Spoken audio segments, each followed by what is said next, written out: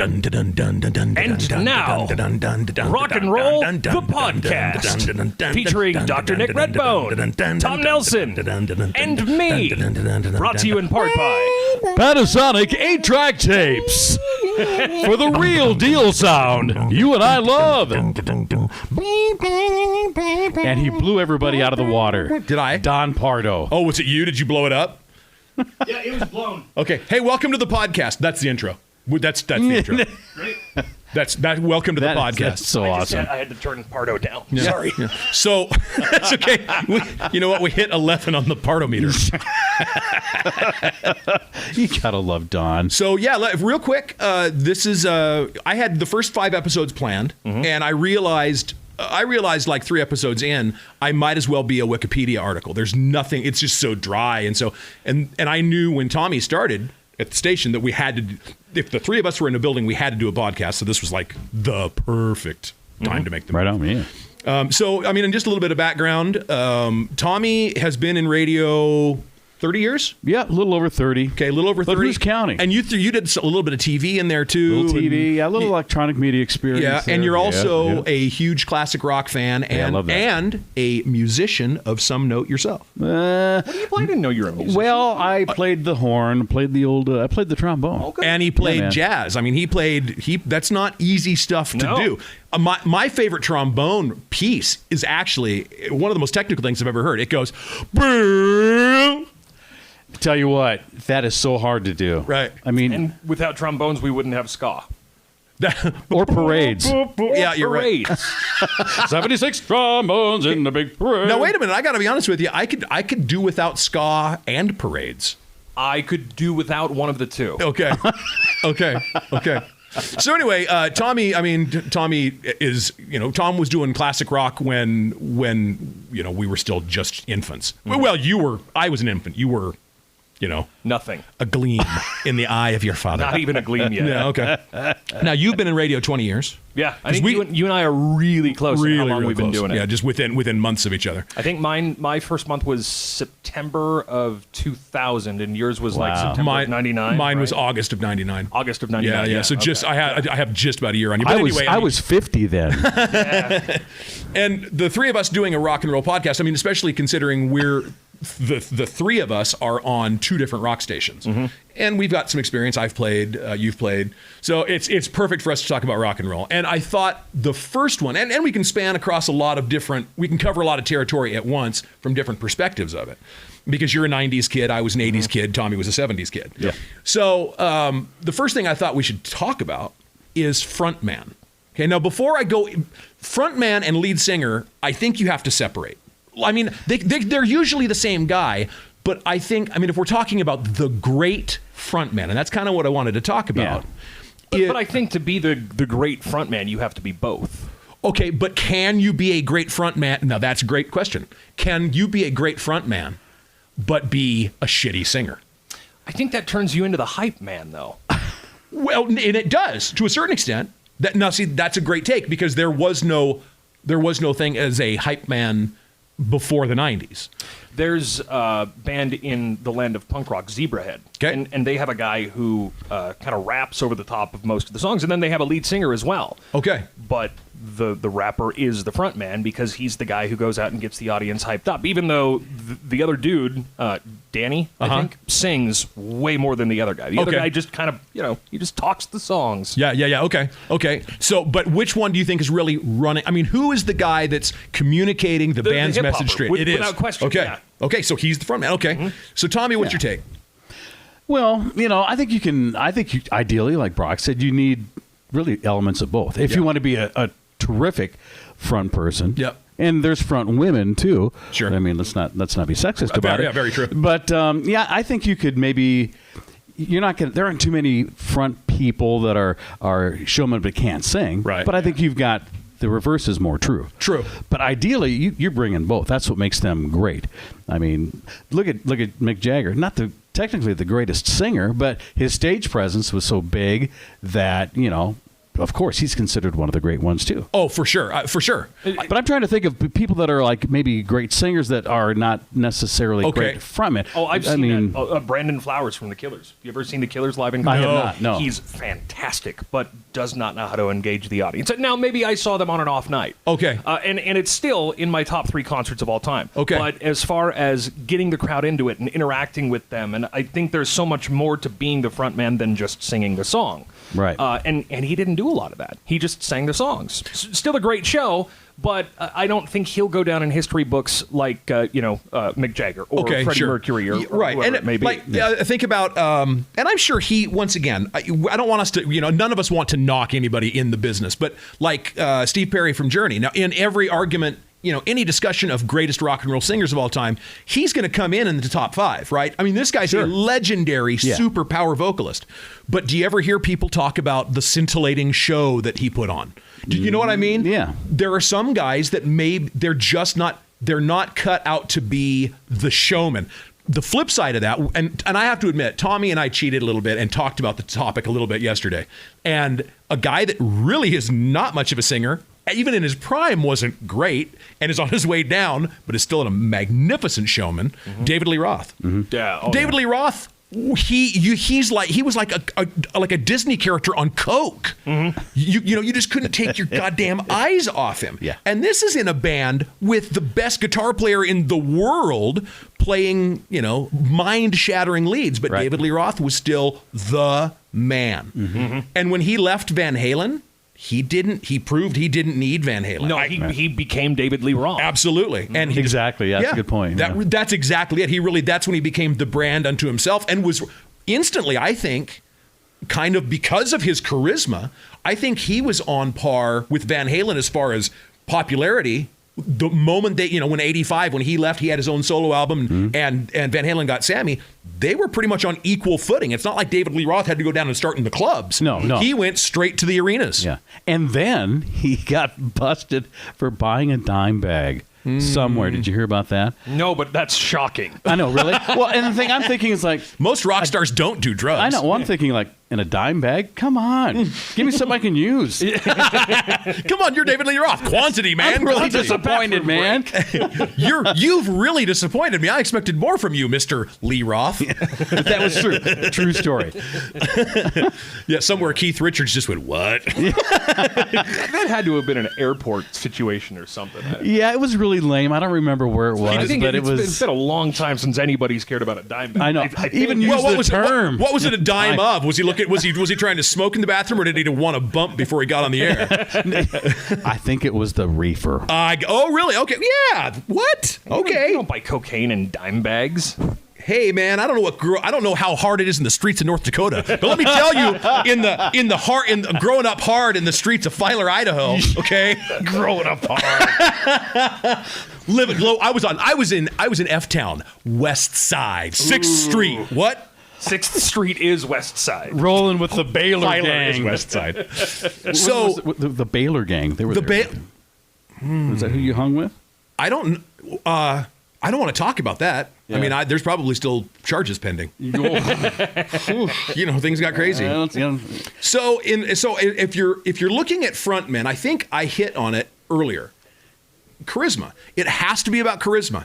You can have a great voice and not be anybody that anyone wants to pay attention. Dream Theater. I'm a big Dream Theater fan. I was very much into it. I've seen them live 3 times, have all the albums. And I remember, and every time I've seen him, James LaBrie can hit every note in the book and is about as exciting as a glass of milk. Yeah.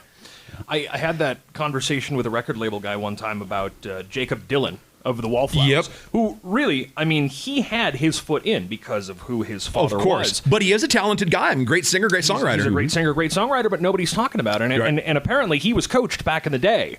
Hey, you've got to engage your audience. You've got to give them more than the song. Yeah, absolutely. And he was too good for that. And he said, and of course, this is all, I don't know Jacob Dylan. I've never talked to him, so this might be a fabricated story from the record label. Right. But the record label guy said that's why nobody's paying attention to the Wallflowers anymore, because they had everything but the front man. And that's a do they even exist as a body still? I mean, as an entity? Exactly. Who knows? I think Jacob Dylan is still doing stuff, but I don't know. And I think like when he plays with the Wallflowers, that's a thing. And then is he facing shelves? he was just in a movie. No, he just did a documentary. He did a documentary about, and we're way off topic, but it was it's on Prime, I think, on Amazon Prime, called California NorCal Country something. It's about the Northern California country rock scene in the late 70s. okay. Joni Mitchell's and the Eagles and Linda Ronstadt. Yes, all that it's stuff. so cool. But Oh, yeah. and then Jacob plays a bunch of the songs and crushes it. So yeah, he's around, but once again, he's not on the big radar. No. Not anymore. It hasn't been for a long time. No. They had one headlight and that other song that was a soundtrack sensation, and that was about it. So the first frontman in rock, doesn't that have to be Little Richard? I mean, once again, it comes down to like Little Richard, Elvis, or Chuck Berry. Jerry Lee Lewis. Yeah, maybe. But I mean, of the guys that not only were bringing it musically, well, they didn't have to, but could bring it musically, but was just a straight showman. Couldn't take your eyes off him. Man, I'm putting my money on Little Richard. Man, I don't know that you can pick one of them, because I mean that's where They all happened so close That's where together. the front man came from. That's what. Oh, agreed. I mean, they were all developing what the modern day front man is. And they all crushed at it in their own way. I'm not a huge Elvis fan. I am just not. But the voice. Showman. Yes. I mean, are you kidding me? Absolutely. Dun, dun, dun, Yeah, dun, dun. and even towards the end, man, when he was Chunkosaurus Rex and wearing the white jumpsuits and still doing karate kicks, hey ho ho, and people loved him for it, man, loved it. That was my Elvis doing that was my fat Elvis doing a karate kick. What was that again? Hey, ho. That was it. Did anybody want that? Now people are going to want that as a ringtone. I want that as a ringtone. Hey, huh. I got to take this. I got a donut delivery incoming. So if Elvis is the first front man, the DoorDash ringtone. Just specific to DoorDash. Dinner's here. ooh, I ordered Johnny Carinos. Oh God, we've already ruined all of this time and ruined all of these people's days just letting them listen to this. You're welcome. That's right. You're well. I forget that we're on video. I did too. I need to start playing more to the camera. I would have sucked in my gut and everything. God, I didn't. I can't suck in my gut at this point. I'm just hoping I didn't scratch my balls or anything. Up with another gut. I totally forgot it was there. I hope I haven't inappropriately scratched anything. If you did, it's bonus content. Okay, so if the first front man is in that birth of rock and roll. So when rock and roll first started, the front man was absolutely right there. He was with the beginning of it. Did the front man, as the front man evolved, what do you think was the best era for front men? Probably the 80s, I think. Okay. I would say, but I'm older. I would say 70s. Yeah. Okay. Just because of again the Robert Plants and the Mick Jaggers and the Roger Daltrys. Yep. And including this fly is really bugging me. There's a fly. There was one attacking me all night last night. It's a almost kamikaze cut it. I wonder if fly. this is the same fly. It wants to land in your mouth. Now that's on camera. That was on video. Yeah. And Janis Joplin talking about front women. Sure. You know, you talk about someone that really threw it out there. Yep. I mean, Oh, yeah, every emotion. Yep. With every note. She lived out her life on that stage for sure. Yeah. In the 70s, too, specifically earlier in the 70s, they were kind of leading that rebellion phase. Yes. And I guess that was a whole different breed of frontman, too, because Yeah. it got so political for a while. Now You for lean sure. to- I didn't even think about the political angle. You bet. Oh, yeah, the that's- frontman took on a whole new job. Yeah. Absolutely. But Brock, you were leaning to, you said 80s. So, I mean, who were you thinking like I in just that think regard? there's a lot of really great frontmen in hair bands. For as much as we laugh at them, they had the crowd eating out of their hand They from were- start to finish. for sure, They they were- were the rock star. They were show business. Yeah. They were for sure show business. And looking at it, we can go into that because I grew up with a lot of that stuff. That stuff was current when I was in school and in those formative years. I can tell you this: there were a lot of them that were very cookie cutter. I mean, you kind of got, especially like when you got to like the C-list, D-list hair bands, because Duncan. and Trickster and Firehouse, and I mean, there's just this became clones and clones and clones of clones. You said Trickster. Oh man, Trickster was. I saw Trickster. I feel dirty. It wasn't my fault. They were opening for somebody They cool. made me go see him. I was young. I needed the money. Dr. Nick, the scandal erupts. He saw Trickster. But like, I mean, I do look back at those times. Now, this is interesting that you brought this up because I was talking to my special lady friend about this last night. The front man of Motley Crue, and she's right. She said this. And I agree. I don't think it's Vince Neil. I think the front man of Motley Crue was always and will always be Tommy Lee. Yeah. I can see that. Tommy, Yeah. you couldn't contain him behind the drum kit.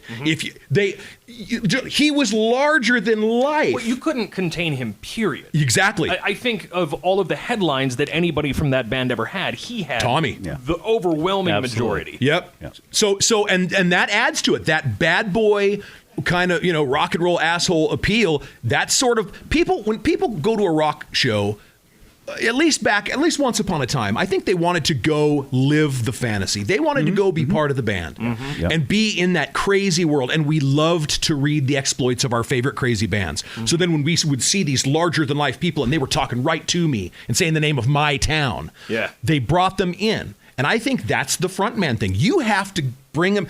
Bruce Dickinson, I think, is the guy that I heard say it. Bruce Dickinson from Iron Maiden.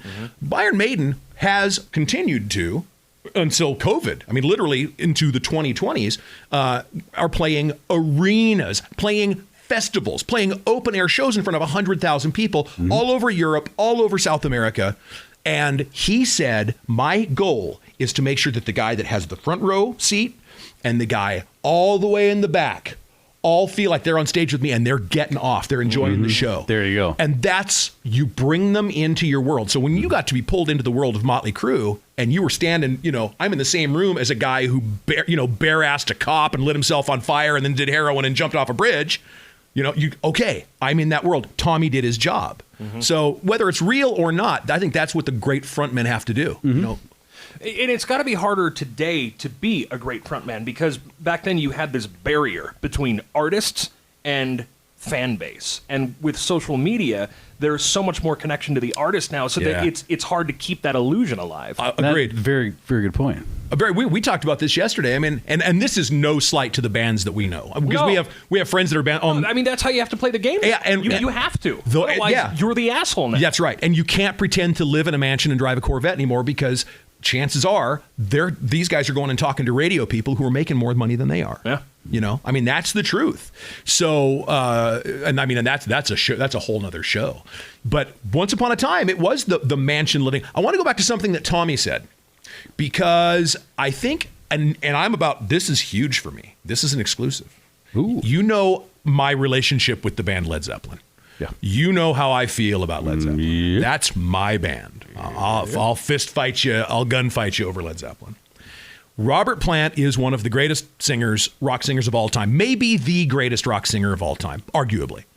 I don't think he's a great frontman. I've seen him live. Now, the music carries the weight. The music did everything. When I saw him in Colorado, really, really good legalized weed, and the Led Zeppelin catalog made for a phenomenal show. But I've seen, Song Remains the Same. I've seen Led Zeppelin live stuff. The music's still doing the work. He wasn't that guy. The band was that guy.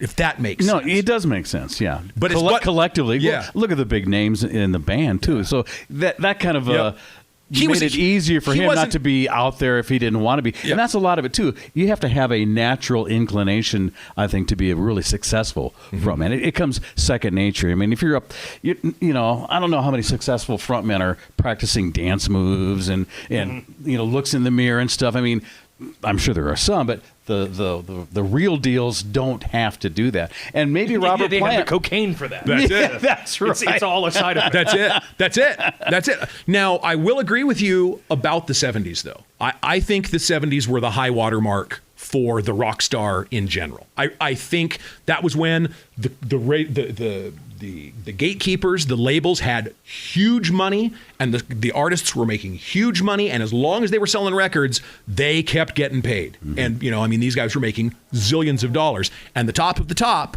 they earned it.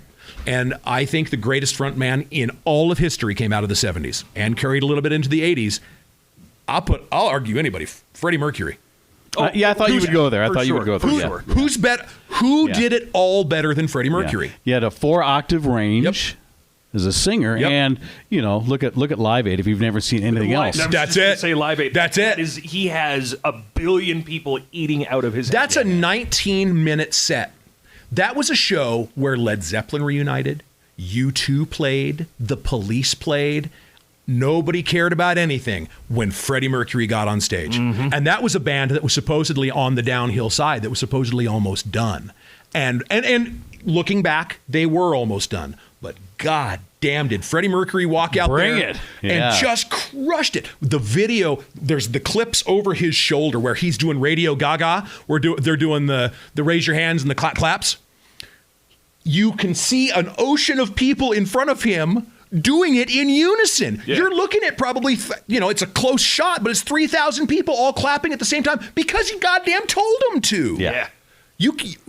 I dare you to find that at a rock show today. Oh, you can't. No, you can't, man. There's not. And he, like you said, he had the musical chops to pull off. He deserved to walk like the cock of the walk because he was. He's the same guy that wrote all of Bohemian Rhapsody. The music, the words, the harmonies, that came out of his head. And I will say this, Adam Lambert pays some mad respect nowadays. Yeah. He is a of everybody they could have picked. Yep. Both in terms of talent and somebody who gets into the same kind of stuff and somebody who lives the same life and stands up for the same things that Freddie Mercury standing up for. It's about the best they could do, and he does a fine job. He's not Freddie Mercury. Nobody ever will. Right, yeah. But he does a hell of a job. I would agree. He's handled it with respect, and it's an impossible job, so he's just made it a different job. Yeah. So looking at the current day frontmen, another guy that I just thought of when we were talking about the Bad Boys, and somebody said cocaine. I'm going to assume it was Tom. I think we've all said it a few times already. The freedom of the podcast. Hey, hi. Yeah, right? Hello. Hi. And for our YouTube viewers, we're talking about the cocaine. Okay, there we go. So, Josh Todd from...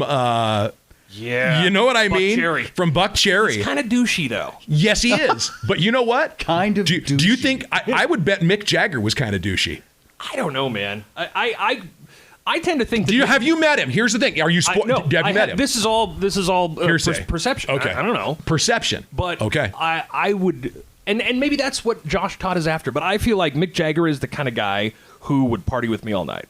He would welcome me onto the bus and party with me all night. Now, fact is that I think I just read an article that he did with Rolling Stone where I think he's 76 now? 76 or 78. Yeah, he's looking at 80. He's getting up there, yeah. But he was talking about how the Stones will never retire. They started talking about retirement, and if this coronavirus cluster, whatever it is going to force some older bands like that into retirement. He says, I don't know what else to do. He's like, it just doesn't feel right to not do this. Yeah. Mm-hmm. And I feel like if you were to meet him on the side of a street, he would be the kind of guy who would give you 5 minutes of his time to just hang out and chat. Josh Todd, I think, would give you the finger and continue on to his strip club.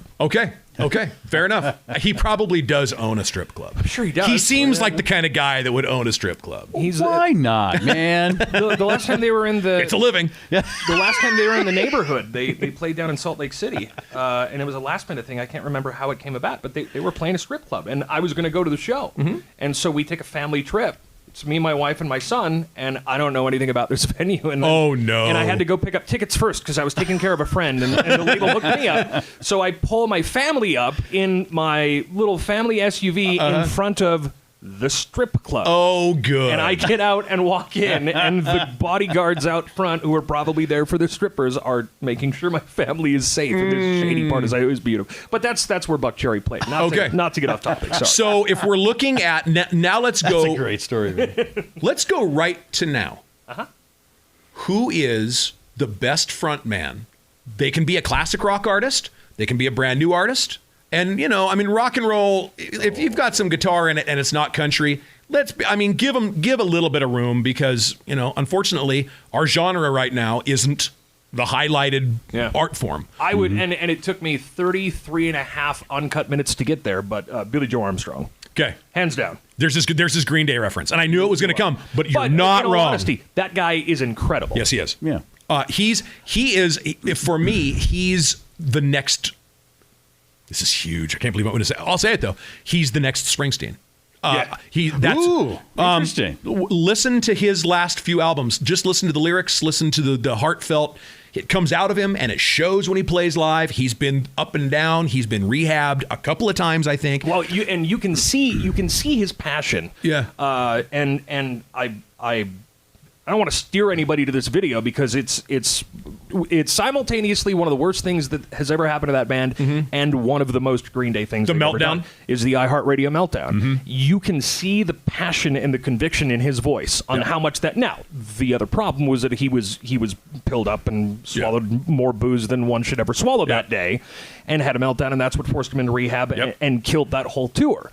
But you can really see the passion that guy brings to the stage in that meltdown because it's completely unfiltered. Yeah, absolutely. And you know what? If we're talking about frontmen currently on the road now, Springsteen still has to count. Yep. You can't take Springsteen still does 3-hour shows, man. He played. He's a machine. He's a machine. He just did one of the benefits. Is he a Boston guy? No, he's a Jersey New guy. Jersey guy. New Jersey guy. Oh yeah, it was in Jersey. Yeah, and he played one of the benefits that they did for coronavirus victims and first responders and things like that. And he brings it to the table today every bit as much as he did 30 years ago. Yeah. He's the king right now of New Jersey, and still probably. In my mind, not only, and maybe that comes with it. Maybe it's the material that you get to do. Does that dictate whether you're a good frontman or not? Because Bruce seems to feel everything he sings because it all comes out of his head, out of his life. Yeah. I would think that would play into it, wouldn't you? I would think so. I think you have to believe in it to put it out to make there. it real. Yeah. That's it. And there's the thing. You can tell a fake frontman from a real frontman. I've seen a lot of choreographed rock shows. You know what I mean? I've seen a lot of shows where it's obvious they're doing that same stage move every time in every town because they have to, because the pyro is going to go off over there. Right. You know what I mean? Meanwhile, I think the real great ones, they kind of get it. I mean, there are going to be speaking as a guy that's played a bunch of live shows myself, there are certain go-tos for sure. Yeah. But you always want to go on stage thinking this is going to be different every time. At least I think so. Well, yeah, and you would think they would want to do that when you've done the same song or same show how many times over. You would think it would be a natural inclination to want to change it up. Yeah. Oh, for sure. So if you don't even try, you're kind of a lame front man. Yeah, exactly. And you reach the point then when you're phoning it in. It doesn't, it doesn't matter to you. Now, going to the girl side of things, I think Lizzie Hale is another up-and-comer who will be one of the greats. I mean, they're teetering on the edge of that place where they can already call themselves one of the greats in modern rock. Yep, for sure. But she and those guys are some of the most humble dudes in Hailstorm, her included. But when she gets on stage, she has the crowd eating out of her hand, and has that enormous voice to back her up. Yeah. Now, like I gave myself wiggle room. That's why I said let's not cling too hard to straight rock. I mean, it doesn't have to be hard rock, but I get they almost they got alternative coverage. Panic at the Disco. Brendan Urie, my man. I've never seen anything like Brendan Urie. I can't comment on that because I've never seen him live. Same here. I have no idea. He's unbelievable. He dances, he runs, he plays guitar, he plays piano, he sings with Freddie Mercury range. He's written all of the stuff he does. Multi-instrument. He dresses like, he's in a suit. He's a hell of a talent. Yep. I know that much. I've never seen, as far as today goes, he might be, and once again, huge overstatement by me, but I'm going to do it anyway, maybe the most talented guy in popular music right now. Yeah, that's without question. Just incredible. Without question and overstatement. Yeah, just incredible. Yeah. You know what? I gave you Billy Joe because if you didn't say Green Day, you'd piss yourself. No, and in all honesty, if you look at Brendan Urie and what's happened with Panic at the Disco, like right now he is Panic at the Disco. Oh yeah, for sure. He knew what he wanted. Yep. He knew how he wanted to get there. Yep. And he had people who were on his team that weren't playing the same game. Mm-hmm. And so, I don't know if they ended up kicked out. I don't know if they got fired or if they left the band. I think as he became the star, he sort of edited the band. Right. Yeah. And so now it's just him. Yep. But he's a talented cat. Absolutely. And there's a science to what he does. Can you be a thrilling live band without a good frontman? No. Okay. I don't think so. What do you think? I'm trying to think of if there's an example of that being the case. I have one. If you have a lot of rock solid talent in the entire group, I suppose it can kind of coalesce. Yeah. But I'll be damned if I can think of an example right now. Slayer. That's my personal experience. Okay. I saw them live. I saw them with their classic lineup, 2005, and their front man Tom Araya, all he does is kind of bark. You know, that's all he does, and little things here and there. Warning people not to get trampled in the pit, warning people to, be careful coming up on the barricade, doing the lead-ins to the songs. Are you ready for war? This kind of stuff. But it's not his charisma that's drawing it. It's the pure, ferocious power that comes out of that band when they all play together. Thus, that becomes the spectacle. Well, I think, and Slayer's not prog rock, but I think you see that a lot in prog rock. For sure. Because the star is the music. Is the music. Yeah, and the I was going to players, say the Dream technique. Theater, Yep. which you brought up earlier, but again, as you pointed out, prog. Yeah, so I don't know in if that's general. Yeah, in general. really I in would, the same I would say vein, so. but yeah. Okay, so did we nail down what a front man is? I think we did. I think we did. so, yeah. I think so, yeah. Now, look, if people want to get a hold of us and give us ideas, because I don't have any ideas past this. We threw this together yesterday, day before maybe. And it doesn't show. At all. If anybody wants to throw a topic our way or has a question for any of us, feel free to get a hold of us. You can get me I'm on Facebook, facebook.com/drnickredbone. And I'm on Instagram, dr_nick_redbone. I'm facebook.com/Radio Brock. That's Radio BROC. No K, because my parents are complicated. And you're not on Instagram.